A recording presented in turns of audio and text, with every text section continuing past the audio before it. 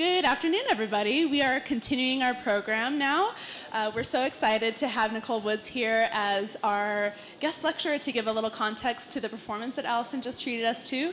My name is Michelle December. I'm the Chief Programming Officer here at the Aspen Art Museum, and it's such an honor to be able to celebrate today Alison Knowles' work, the larger context, thanks to Nicole. So let's start with a big round of applause to her. By way of a brief introduction, I'd like to give you some background to Nicole's work. She is Assistant Professor of Modern and Contemporary Art History at the University of Notre Dame. She holds a PhD in Visual Studies and Critical Theory from the University of California, Irvine, and focuses her work on the neo-avant-garde, performance art, gender studies, and the history of photography. She's here to share with us some of her context of the performance that we saw today, which is related to a book project that she's working on right now, which is the first in-depth study of Alison's work. So we're very excited to have Nicole here today. Please join me in welcoming her to share her work with us. Thank you. Thank you, Michelle. I am not great at holding a microphone and talking and advancing slides at the same time, so I apologize in advance if this is a little bit wonky. Louder? Okay, see? Thank you. Anytime you can't hear me, let me raise a hand. I think people are kind of scattered around, so I don't know if they're actually in the room right now, but I did want to thank Heidi, Lauren, and Michelle for inviting me to the Aspen Art Museum to give a talk on Alison's fantastic score, Make a Salad, in the context of its original 1962 performance. It's wonderful to be here in breathtaking Aspen, but also as a historian, it's a unique and rare pleasure to watch live a performance that I have long studied and admired. Oh, all right. Good, because I'm terrible at that. I just thanked you too, you missed it. Oh, shoot. Is it too thick? It's too thick. Yeah. Thank you. Thank you anyway.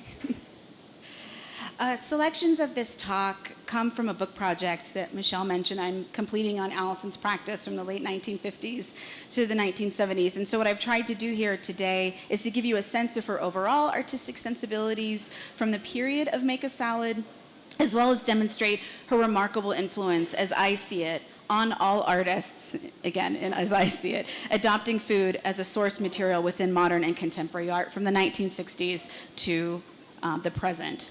So first, I'll give a very brief history of the origins of the salad, and then I'll expand it to include later food-based works by Knowles and also by many others.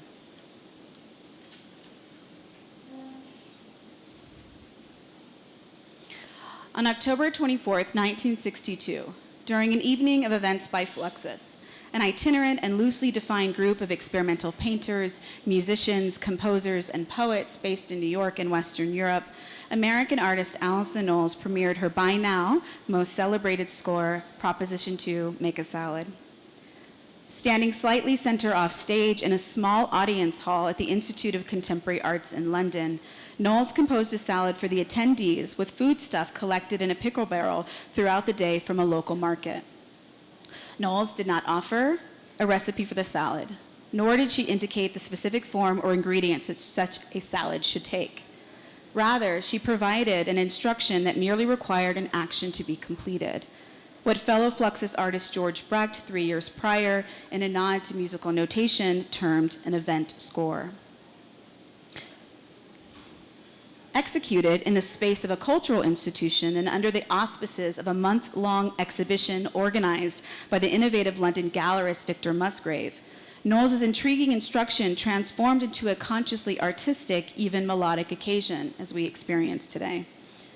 The sounds produced in the rhythmic chopping of vegetables, a sound so distinctive that, according to the artist, you could hear, quote, every crack of the knife, end quote, indicated a rather radical gesture on her part. Which is to say, in the subtle mimicking of traditional instrumentation, Knowles undermined certain expectations of viewing. She refused to display what an audience might reasonably require, a discrete art object whose primary aim was visual stimulation and contemplation. Instead, she offered a common temporal durational experience extracted from everyday life, subjected to both spectral viewing and fleshy consumption. In a contemporaneous letter to Happenings artist and friend Alan Capbrow, Knowles' husband and Fluxus co-founder Dick Higgins provided a timely description of the memorable piece. And I'm quoting Dick here. "At the end, we did Alison's very nice proposition, and what a marvelous aroma. At 4:30 a.m. before the performance, we went to Covent Garden and bought the loveliest, freshest vegetables you ever saw. We got enough for 200 people, but there were only 100 there, since this was the day of the Cuban Missile Crisis. But what a salad. Everybody got some. All of the artists helped. All told, it was one of the finest evenings I've ever been involved with." End quote. As Higgins' recollection affirms, Knowles' action both marked the day of a Cold War showdown between Fidel Castro and President John F. Kennedy, and concluded a series of Fluxus performances with a public meal, demonstrating that artistic labor and communal, even political experience are not mutually exclusive.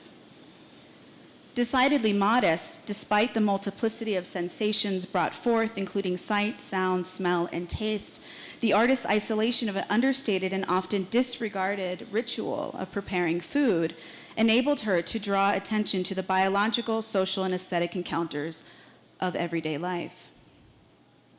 Moreover, the pithiness of the proposition operated at the level of an imperative to make, opened a compositional space for the score's repeated manifestations.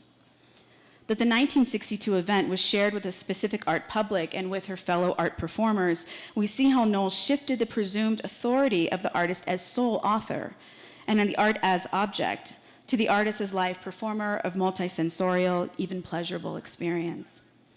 Unlike other conceptual artists of the era, such as Joseph Kosuth, who often privileged ideational procedures or ideas as such as paramount to their actual material realization, early propositions like Make a Salad instigated a career-long investigation of relational experiences using language and text, speech and action, body and sustenance, ritual and reflection. In one memorable event then, Knowles sets the table, so to speak. I'm going to keep the food puns minimal, I promise, for a multimedia practice that troubles the divisions between art and life by ushering in the disruption of the very categories of taste, aesthetic, philosophic, gastronomic, in the post-World War II period. And in this talk, I'm proposing that Knowles' adoption of open-ended procedures using performance and ready-made, even edible materials, participates in and pushes forward the explorative grounding for other artistic projects that facilitate social interaction in the 1960s and beyond. In other words, she's a pioneer in many ways. Throughout its history, Fluxus impresario George Maciunas referred to its emergence as anti-art in the subversive vein of the historical avant-garde, especially Futurism and Dada in Western Europe. This notion corresponds with his position that the end of art would be its total absorption into the practices of daily life. This is evidenced in his 1963 manifesto, which argued that Fluxus's etymology encouraged a revolutionary tide in art, one that would promote a living art, anti-art, or non-art reality. For Maciunas, Fluxus's ontological status was social, not exactly aesthetic, and its aims intended to circumvent both museums and the commercial art system. Equally important, if not more so, to the development of Fluxus's larger formal and conceptual concerns was Dick Higgins' 1965 designation of the term intermedia to encompass an exceptional disillusion of the disciplinary borders of poetry, music, composition, and visual arts practiced by Fluxus and happening artists of the time, and of course, I would argue, nearly all of contemporary art today. In Knowles' Salad, we can see how her own investigation of intermedia and the event's score expands Maciunas' aim of activating a model of sociality, where the artist's labor is potentially more than a relay between an action and its completion. Knowles' score opens up the possibility of reading the work as a critique of the tedious character of life, of repetitive labor, of the relationship, especially between women and the maintenance of the self and the familial body, and by extension, the national geopolitical body. By proposing a simple meal in the context of art, Knowles highlights an accepted fact of living and cleverly addresses gender and the routinized performances one toils through or enjoys every day: washing, cooking, eating, cleaning, etc. The paradox and generosity of salad, which hints at both private operations, what one performs usually in the home, and what Giuliana Bruno calls a public intimacy, invokes domestic service in many forms, allowing the performance to operate beyond the traditional modes of art making. The evolution of Knowles's artistic labor from abstract and screen print paintings in the late 1950s and early 1960s, which were created largely in private, to everyday performances and notational scores for a broader public, reflect the ways in which we might conceive and even theorize her practice as a series of offerings that could be completed or not by the spectator. This shift might signal a tandem insight developed by Marcel Duchamp in The Creative Act, a widely cited essay that Duchamp presented in the spring of 1957. Here, Duchamp argues against the autonomy of the artwork by recognizing the, quote, chain of reactions that accompany the creative act, end quote. Rejecting the traditional role of artists as a medium who channels intentionality through osmosis, Duchamp upended the raw state of an artist's personal expression, other artists did as well, by way of a transference or conversion through the spectator, whom, he says, brings the work in contact with the external world by deciphering and interpreting its inner qualifications, and thus adds a contribution to the creative act. With Make a Salad, we might add ingesting and imbibing to these qualifiers. The early proposition scores composed by Knowles are open-ended invitations that are in no way dictatorial. They exist as solo undertakings, collective performances, and or unintended compositions that can, and sometimes do, remain purely textual. The mere presentation at the most basic level in the form of a directive, as we see in Make a Salad, or in another important piece, Proposition 3, Nivea Cream piece,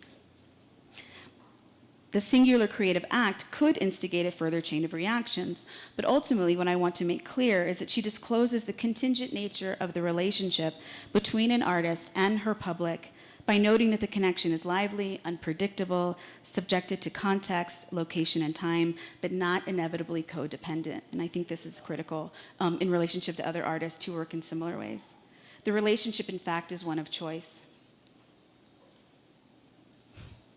We, as participants in the performance today, could choose to watch the salad being made, to focus our attention on the forms and rhythms of chopping and tossing, to the seductive aroma of fresh vegetables.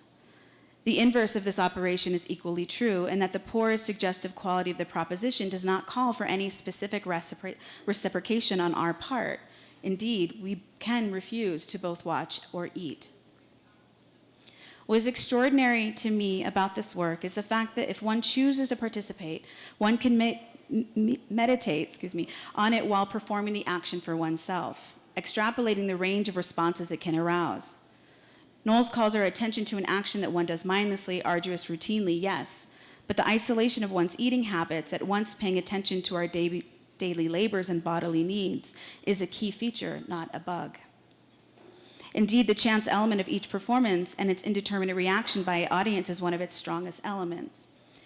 Recalling a staging of Make a Salad, this time in Copenhagen in 1963, Knowles found herself, quote, confronted by all of these angry Danes, end quote, gathering a particular ire from the head of the music school.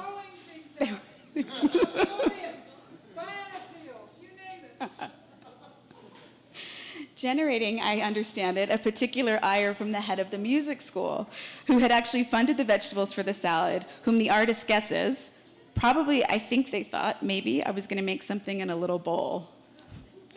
Instead, Knowles prepared a salad for hundreds of people, as she has done multiple times since. And as we can see from the documentary evidence and from our own experience of it today, there is difference in repetition. No salad is the same. A work of art whose sole intention is to disappear. Any aesthetic remainders in the form of empty cartons, crates, inedible leftovers holds little hope for transformation into a saleable art commodity, though some artists have figured out how to monetize these material leftovers.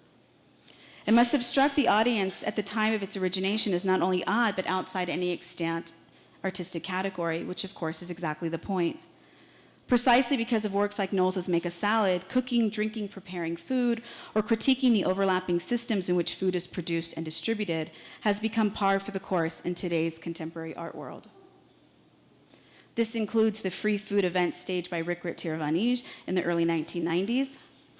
More recently, Theaster Gates' Soul Manifesto Soul Pavilion of 2012, and to certain strains of the 20th century avant-garde and their exploration of art as a comestible activity. Art historian Hannah Higgins, wonderful, has tracked these earlier iterations of artists using food as a primary source and a subject of critique, including the work of the Italian futurists, whom in the 1930s inveighed against the gluttonous, unhealthy properties of pasta, a national dish that F.T. Marinetti regarded as mere culinary complacency. In a collaborative cookbook and in one of his many manifestos of the era, Marinetti forcefully advocated for innovative cuisine predicated on, quote, a brand new food combination in which experiment, intelligence, and imagination will economically take the place of quality, banality, repetition, and expense, end quote. And the futurist material is much more complicated, especially as it's tied to fascist aesthetics, so I will absolutely give you the citation to Hannah's work if you would like to, because it's really important. More parallel to Knowles, one can, of course, turn to later works for examples of artists pointing to food as art subjects in a performative way, including many works created in the late 1960s and early 1970s, including, and these I'm thinking of, Bruce Naumann's punning, performance-based photographs like Eating My Words, in which the artist literally eats bread formed in the shape of letters, or Christine Kozlov's Eating Piece, which chronicles everything she ate from February 20th to June 12th, 1969, and like so much of her work of this era, quantifies her activities through the standard form of ritual writing, the diaristic documentation of her progress. Or Tom Marioni's social installation and performance, The Act of Drinking Beer with Friends is the highest form of art, which I agree. First staged at the Oakland Museum of Art in 1970, later moving to the San Francisco Museum of Art by the end of the decade. Or Bonnie Shirk's more precarious Public Lunch, in which she enjoyed an elegant meal among other tasks while sitting adjacent to a caged tiger eating a hunk of meat at the San Francisco Zoo in 1971. Or probably more well-known, architect turned artist Gordon Matta Clark, who was one of many spurred to action by the repercussions of social inequality in the early 1970s as they related to local and global food economies. The result, the founding in 1971 of Food Restaurant with Carol Godin, Tina Gerard, Suzanne Harris, and Rachel Liu in Soho. The restaurant aimed to address the reality of hungry artists in the immediate downtown community and also functioned as a performance theater, a unique collaboration with the participation of artists, poets, musicians, filmmakers, photographers, dancers, sculptors, and painters, which sounds a lot like Fluxus. The open concept dining area was designed by Matta Clark and provided a clear view of the kitchen and its inner operations. With a daily guest chef, typically an artist who was invited to design and cook a menu, Matta Clark and his interlocutors returned gustatory amusement and even indulgence with an internationally flavored menu that featured duck gumbo, rabbit stew with prunes, oxtail soup, canary pudding, and Syrian coffee. The examples could go on and on. More immediate to our focus today, Knowles' own multi-sensory, multimedia, multi-year performance, The Identical Lunch, whose score reads, a tuna fish sandwich on wheat, toast with lettuce and butter, no mayo, and a large glass of buttermilk or a cup of soup.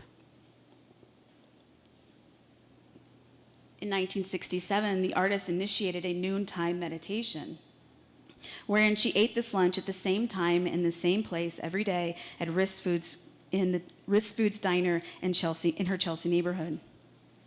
By 1971, the experimental composer and Knowles' studio mate Philip Corner reflected on the temporal durational rigor of her eating habit, noting the strict regularity of the scored food event. For Corner, the reenactment of Knowles' personal meal could be altered into a formalized performance score that he had proposed as a collaboration that they could investigate together. Their plan was modest. Over the course of an indeterminate period, each artist would eat the lunch at any locale that may offer the same combination of available ingredients for as long as each wanted to keep performing the score. The only condition established between Knowles and Corner was that each would faithfully record and share their experiences with the other. Over the course of the meals, various documents such as receipts, notes, drawings, letters, photos, and other ephemera from these performances were collected by Knowles as encounters with the tuna fish on wheat toast and published in 1971 as the Journal of the Identical Lunch, which will be on view, I understand, here at the museum in the final iteration of the ritual exhibition. While Knowles eventually tired of the lunch, once Corner became, in her words, obsessed with its repetitions, she did so with an acute recognition of how the conditions of her own noontime ritual had radically shifted. It was originally intended as a way to gather her thoughts and revive her creative energies as her two young twin daughters played at home or went to preschool. When Corner took over the piece, the impetus of it changed, and Knowles agreed that the practice indeed worked better as an event score for others to continue to examine. Before abandoning her personal habit completely, Knowles invited other friends, among them George Machunas and Shigeko Kubota, to perform the score at their leisure for the next 2 years. Limited edition graphic screen prints that Knowles created of friends performing the lunch circa 1970 elevated the ritual ready-made into the status of art as objects and procedures, processes of doing, actions and attentive performances around private moments and community exchanges. Under enlarged portraits of friends performing the lunch, Knowles inserted real commercial trademarks, including the tuna fish label for the American company Starkist, putting her into conversation with other conceptual artists of the era, looking closely at various distribution systems that organize and discipline our daily lives. If Make a Salad is notable for its radical non-specificity, the Identical Lunch's score calls for the precise ingredients, indicates both a marked contrast between the works and a concrete affinity. Despite the combination of tuna fish, buttermilk, mayonnaise, the lunch itself does not call for a particular place or a predetermined length of time or any number of days in which to enact the work, nor is it ever an identical experience. The lunch score thus contains the contours of a conceptual path first worn in Salad and the deliberate openness of the score itself, which enables the conditions of possibility for a variety of aesthetic and gustatory experiences, including the exploration of the provisions and processes of daily life to push beyond the gallery walls. In opening up the topic of food, self-maintenance, and consumption habits to factual procedures, Knowles provides a critical space of reflection for life as it is lived, and a myriad of economies, psychic, capitalist, cultural, political, and so on. In this way, her food-based works also correspond to economy of taste, in that it calls a set of practices into being through the processes of careful selection and digestion. But that too, it's a good slip. With artists exploring and pushing food performance through the event score and other paradigms in the post-war era, we have to ask ourselves, where does the artwork actually reside? We might recall that the pivotal to these works is the notion of erasure itself. The artwork vanishes. Salads, tuna fish sandwiches, oxtail soups, Thai noodles are consumed and expelled. Even carrots are left to rot, as we see in Fluxus artist Larry Miller's slab of 1970, which consists of, which consists of carrots roughly equal to the artist's weight and size, strewn together and placed on the earth and left to wither away. Or Felix Gonzalez Torres's colorful candy piles, whose form and mass is tied to the ideal weight of his lover's body, and whose presence in the art space necessitates a taking or a refusal. With all of this vanishing, a paradox again remains. There is a concerted effort by artists to preserve and archive the means of their making in journals, texts, photographs, and films, their processes. On the one hand, the artists seem keenly aware of the ways in which consumer habits might petrify the experience of daily life into mass commodified rituals often drained of meaning. And on the other, they offer a reversal of that emptying out by composing works that rely on the engagement of an expanded audience, one they can see or not see, asking us to consider the function and effects of our own rituals, including where our food sources come from, where we like to shop, how we like to eat, whom we like to dine with. In other words, the social and ethical choices around food that we make every day. While I don't have time here to explore as fully as I would like the many other food events staged by Fluxus, by Knowles, and others in the 1960s and beyond, that's a second book, where fanciful, bountiful, and innovative meals were invented and consumed, I return to Knowles' food-based works in order to offer a provisional conclusion. By activating the generative capacity of the open score format, Knowles' early work sought to explore the intimate rhythms and habitual customs of everyday life, often on a profoundly corporeal register. She does this by emphasizing food itself as an object experience, and thus ultimately questions the very organization of distributed capital, revealing the effects of art that move beyond mere sustenance and conviviality into a realm of what I'm calling perceptual generosity. And working through such a generosity, even hospitality, Knowles' salads, soups, and lunches serve to augment the provisional and haptic conditions of living through a prolonged meditation on the economic and circulatory systems of the literal body and the body politic. Indeed, it can be argued that the continuity between the propositional score and the expanded ready-made is part of a larger concern of Knowles to address the phenomenon of global poverty and the conditions of domestic labor by calling attention to the practice of eating itself, who eats and who doesn't, not only as a process of the body, but as a procedure for art. And it is precisely this attenuation which, for me, makes the work still relevant in 2018. In Knowles' hands, the institutional space of the concert hall, the festival, an elevated platform, or a museum rooftop is ripe terrain for potentially transformative experiences, with artistic labor acting as a conduit that necessitates collaboration and examination and generosity. In my view, Knowles theorizes a serviceable, sociable artwork, one that highlights the procedures of daily life and provides a space in which to differently critique and unintentionally rarefy the conditions of that daily life by setting up an opposition between caloric sustenance and cultural sustenance, an effect that lays outside the purview of pure aesthetic taste. Thank you.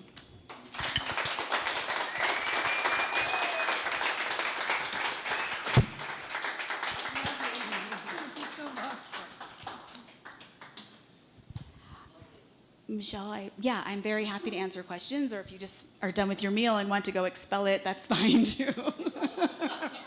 We have to have a shit joke, I'm sorry. In the spirit of Fluxus.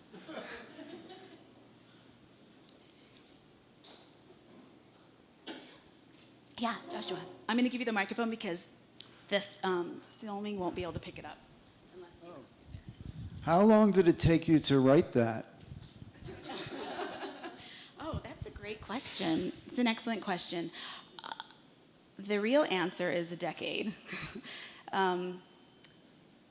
The shorter answer is taking all this material, at least the last 3 months, and trying to extract as much as I could for an audience of very smart people, museum goers who might not necessarily know anything about Knowles or Fluxus or what exactly was happening here today.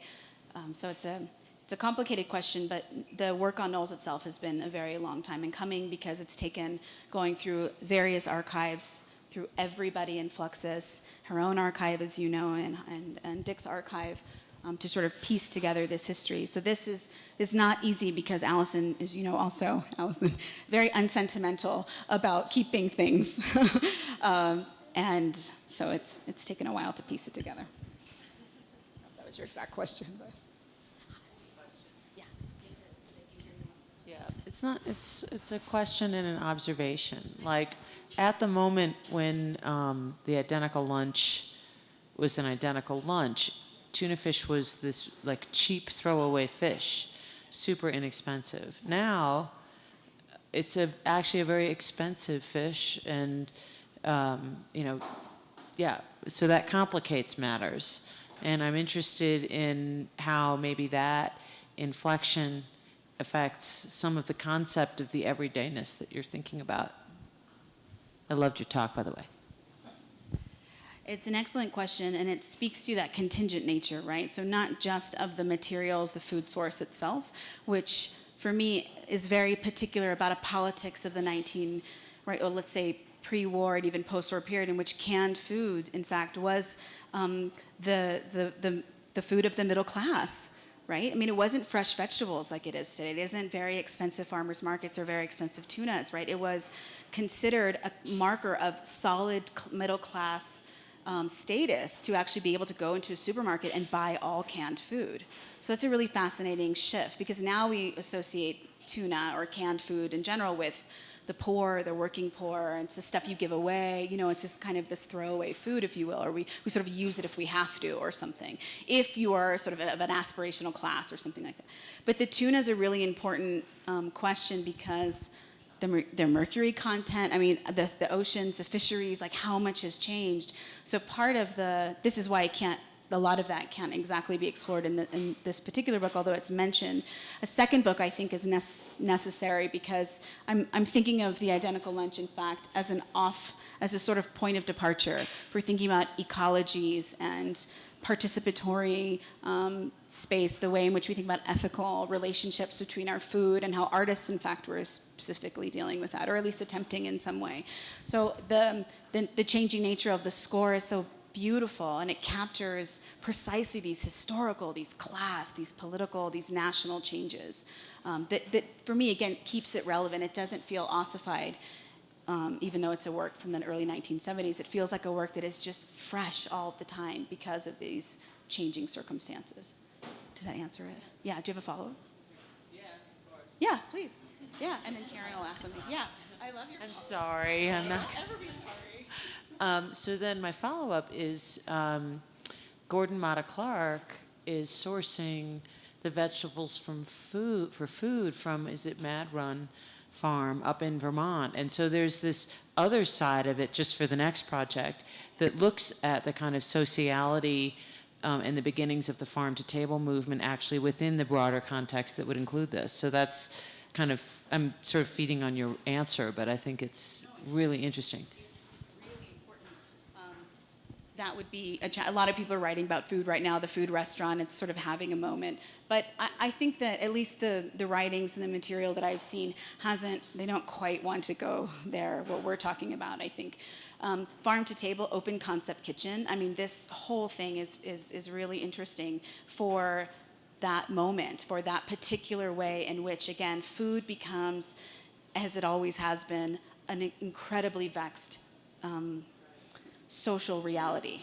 And the fact that he, and not just him, so of course he always gets credited, but he has a series of collaborators. In fact, his partner, Carol Godin, is upfronting all of the money to run this, and it runs into the ground. They have no way of really sustaining it because they want to make it cheap enough so you can walk in and have an oxtail soup with Syrian coffee for $2 or something, right? They wanted to feed the people that were local to their community, which were artists. Okay, it's not this, as we all know, it's not the Soho of today, right? The early 1970s. And the artists could work there, and they did work there, right? Really important that they were, and then I didn't say this, but what's also fascinating about, and I'll go back. That's okay, I can find it easily.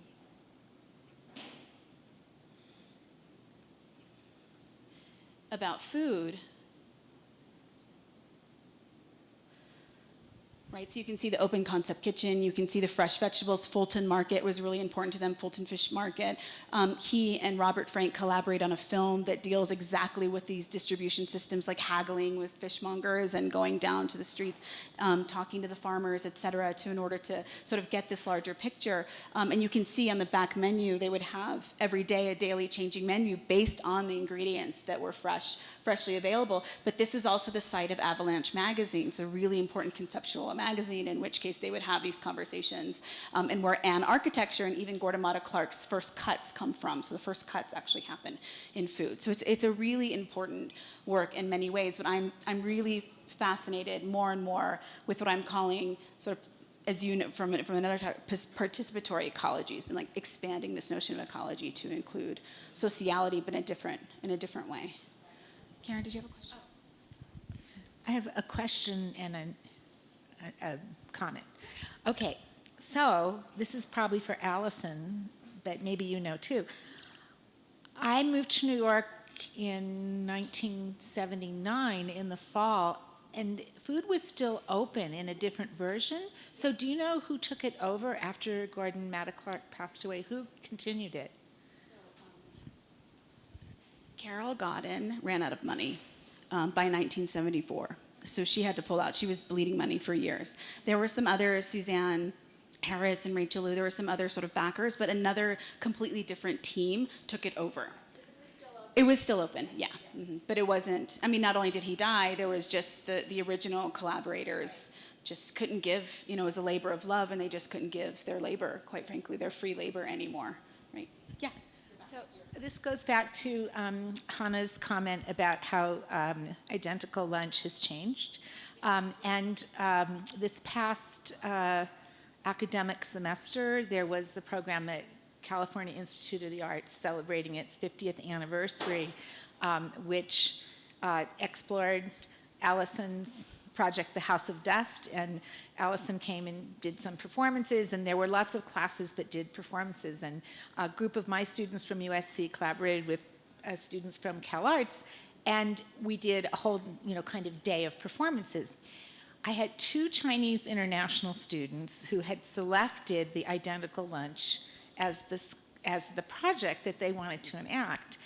And this just goes to tell you that there are cross-cultural, kind of understandings and misunderstandings. So the 2 women who did this thought that the identical lunch meant that the sandwiches had to be produced identically. So they meticulously made miniature toasts, whole wheat toasts, and they filled them with spicy tuna sushi and presented them beautifully on a tray of like miniature little whole wheat sandwiches cut in half.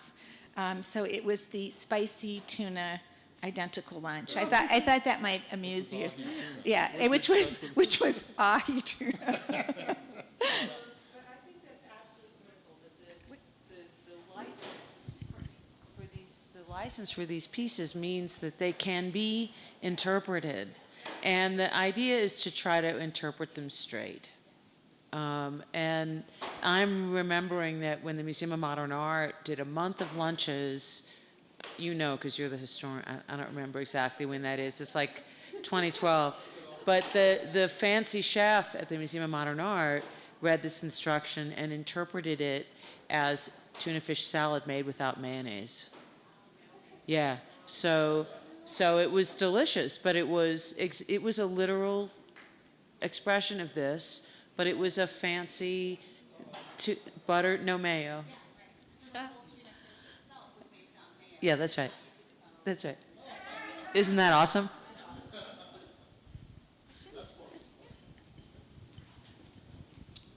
So I'm just wondering if Miss Knowles, if you've ever poisoned your audience.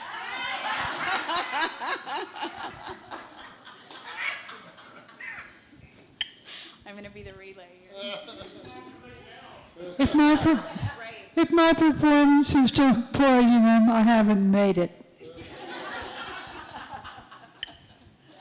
But then the notion of poison is really important. I mean, Andy Warhol did a whole series of tuna fish disasters, which was about these women who died from spoiled tuna fish. I mean, there's a lot of different examples in which, we could call on to this issue.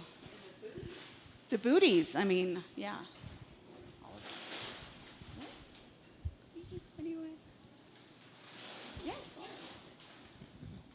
And just because we brought it up, I'm curious, and it might be the interpretation that you were saying, but I'm curious the connection between A House of Dust and a performance like this. Is it that the computer is like, I just like both of you or either of you to speak to that connection. Oh, okay, well then I'll just. Alison, please, if you want Alison's answer, mine is going to be way too long. Well, it's been my pleasure to see performance art and pieces like this move into museums and galleries because usually it's just paintings and sculpture, and now things have opened up so that a tuna fish sandwich on a wheat toast could become a piece of performance art. I'm so delighted with that.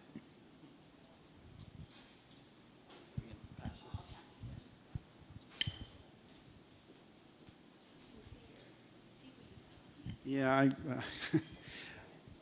thank you. Yeah, it's interesting to go through this lecture after doing the performance, because at this altitude, it's kind of speaks. Maybe there's another event score in that somewhere, but wanted to ask you, in relation to the last question, what your feelings are about, in terms of looking at the House of Dust and the identical lunch and Make a Salad and the issue of interpretation, the relationship of language to performance, so that they all seem to have this language component which purportedly predates action. Yes. Although that, is a little academic, but there's a language to action relationship that I see. What is your feeling? Yeah, I mean, can someone describe the House of Dust? Do you want to? Anyone here who doesn't know it? Yeah, you do it. Yeah, you do it. You probably played in it. And you do it. You do it. The House of Dust is a computer poem, one of the first ever, created by Alison in collaboration with James Tenney. And she created a series of lists around a house, a lighting situation, a source for that lighting, inhabitants, etc. And they took the 4 lists that she created, these beautiful ideas, right? In Michigan, vegetarians, people wearing all colors, etc., that Alison came up with, and they put it through an IBM mainframe. Oh, thank you. Here we have it. Here is a printout. This is wonderful to have these people with here. 10,000 pages before a single iteration repeats itself. And so she creates the first digital poem. And so I'm going to send it around here because Hannah so lovingly shared it with us. A house of steel in southern France using natural light, inhabited by French and German-speaking peoples. But this is this is kind of interest if anybody wants to see it. So it prints out, and then out of that stanza, it's a really long and complicated story. This is an entire chapter in the book project, so I will just briefly say, in the context of brevity, or in the spirit of brevity, I should say, that one stanza was selected for a Guggenheim grant. She received the grant, and she created these freestanding sculptures in her Chelsea neighborhood. Residents hated it, burned it to the ground. She got the job at Cal Arts, and she successfully negotiated to have them moved to Cal Arts. And so at Cal Arts, these structures existed, and students would have performances. There's a pig roast. There's all sorts of really wonderful things around it. Yes, of course, absolutely. Your collaborator, Jim Tenney, absolutely. But the question about language is really important, of course. And I have personally always regarded Alison as a visual poet, who is a visual artist, but also is so deeply implicated into the conditions of language that it goes beyond mere composition and into the realm of like narrative, but so pithy, and it's so minimal, and it's so direct. To Hannah's point about reading things straight, and also just having these experiences, it could have these incredibly different iterations coming from the same simple sentence or, right, score. So that's a thread throughout the book that I link language and specifically. And so, of course, it's a historical question because it's tied to conceptual art. And what I would say to Alison, and I've had many times, and even in the book, is that it's your work, Alison, and others who pioneered this kind of thing, in which salads could be, right, in a museum space. Right? So it's not ending with you. It began, in fact, with Fluxus and proto-conceptualist work. And so it's not that we should we should be happy and grateful that the museum put this on, but really the generosity, right, should be reciprocal, and that the conditions were set, I would argue, by you and by many others in order for us to understand this kind of work as a work of art. Right? That's the work that was done by artists, in my view, in the 60s and 70s, in which we can walk in today, see candy piles, take them, eat a Thai meal. It means something, but it doesn't have the import because it wasn't, right, the first. And there's often a problem with not only historical influence, but also credit, quite frankly, that maybe others are not interested in correcting, but I am.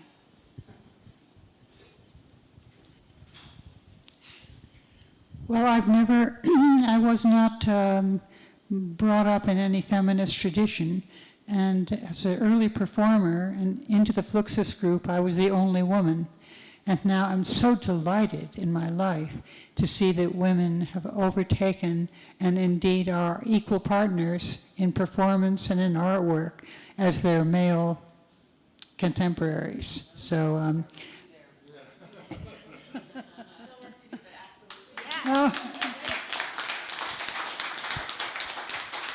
And did I thank Joshua Selman for collaborating with me, not only here, but in New York, and he helps me think better.